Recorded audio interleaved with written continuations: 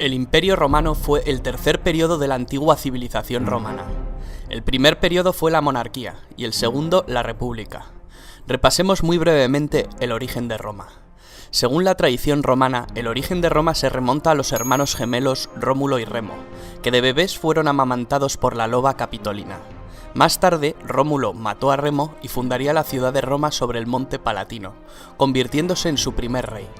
La forma política de Roma será la monarquía hasta que fue expulsado el último rey, Tarquinio el Soberbio. Después de la expulsión del monarca se creó un senado permanente que decidió abolir la monarquía, convirtiendo a Roma en una república. Durante la etapa republicana, su principal competidora fue la ciudad púnica de Cartago. Las guerras púnicas llevaron a Roma a salir de sus fronteras naturales, en la península itálica, y a adquirir poco a poco nuevos dominios que debía administrar, como Sicilia, Cerdeña, Córcega, Hispania y Liria. Fue en ese momento, al comienzo mismo de la República, cuando las conocidas siglas SPQR, Senatus Populus Quae Romanus, algo así como el Senado y el pueblo romano, se convirtieron en el símbolo de Roma. Roma se hizo con el control de la cuenca mediterránea. Los dominios se hicieron tan extensos que pronto fueron difícilmente gobernables por un senado incapaz de moverse de la capital ni de tomar decisiones con rapidez. Así fue como surgieron personajes ambiciosos como el general Julio César, quien no solo amplió los dominios de Roma conquistando la Galia, sino que desafió la autoridad del Senado romano y reveló la importancia que tenía poseer la autoridad sobre las tropas para obtener rédito político. Tras la guerra civil que lo enfrentó a Pompeyo y al Senado, César se había erigido en mandatario absoluto de Roma y se había hecho nombrar Dictator Perpetuus.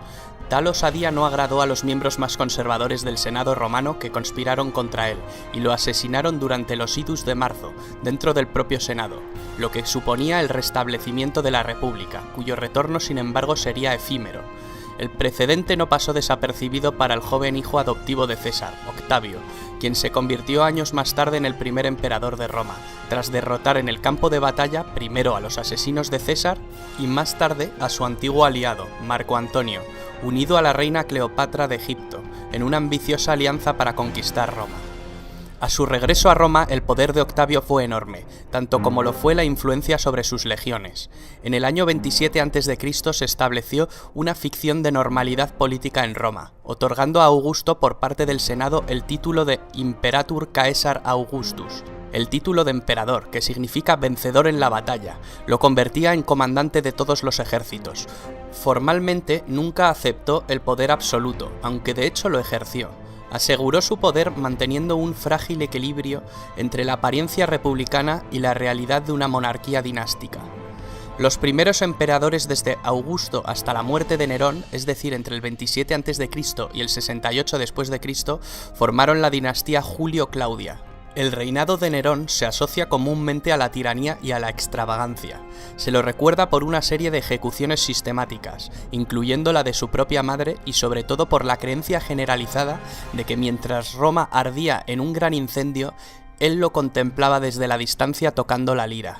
Tras el periodo del 68 al 69, el año de los 4 emperadores, dio paso a la dinastía Flavia. A los Flavios le sucedieron la dinastía de los Antoninos, que trajeron la época dorada. En esta época, a lo largo del siglo II, el imperio alcanza su máximo esplendor.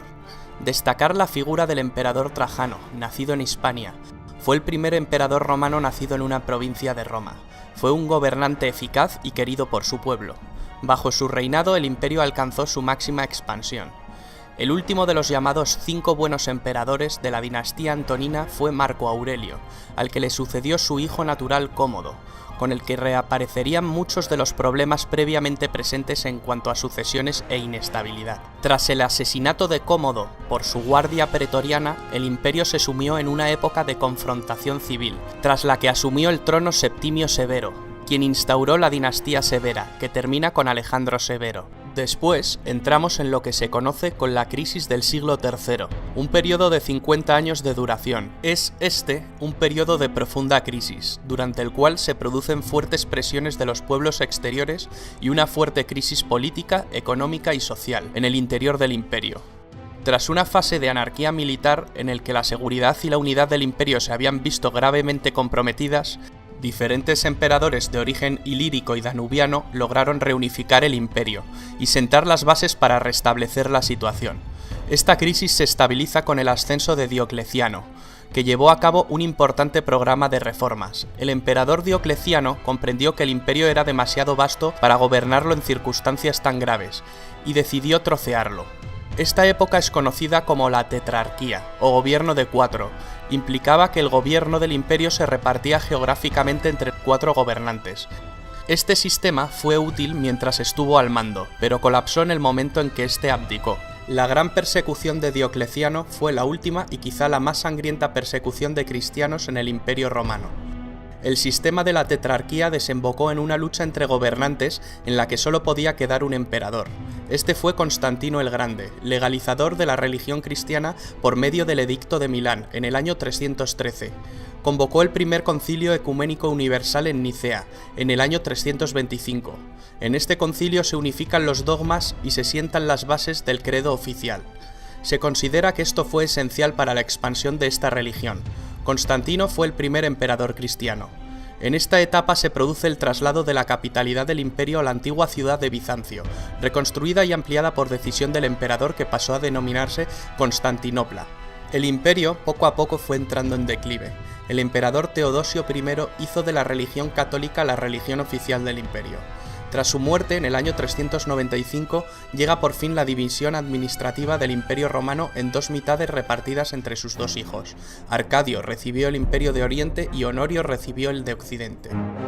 El Imperio Romano de Occidente, terriblemente desgastado tras las incansables incursiones bárbaras y el malestar social por la mala gestión de las tierras, desapareció en el año 476, fecha en la que se inicia la Edad Media. El Imperio Romano de Oriente perduró cerca de 1000 años más. El Imperio Bizantino, que acaba adoptando el idioma griego, sobrevivió hasta el año 1453, fecha de la caída de Constantinopla, la actual Estambul. Con el colapso del Imperio Bizantino, último vestigio del Imperio Romano de Oriente, finaliza la Edad Media, dando inicio a la Edad Moderna.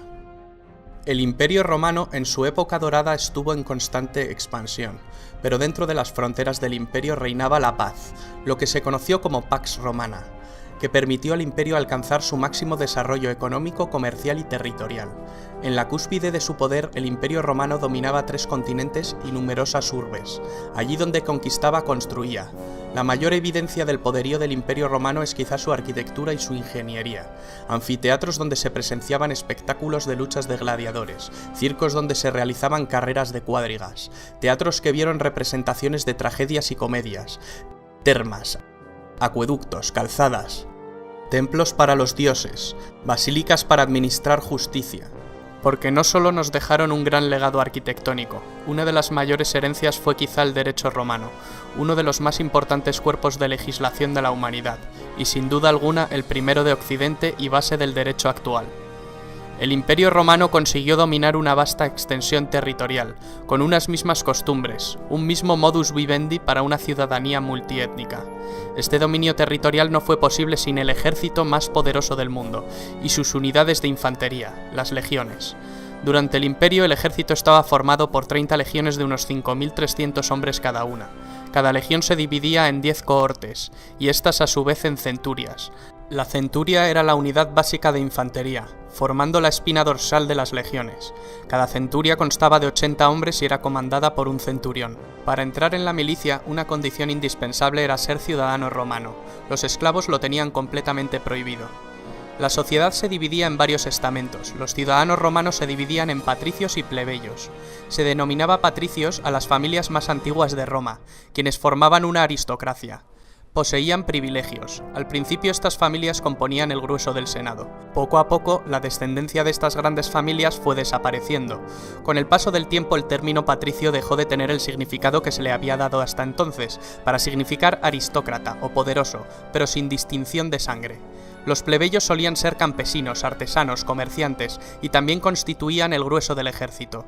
Luego estaban los esclavos. Los esclavos no tenían derechos de ningún tipo. Normalmente eran prisioneros de guerra.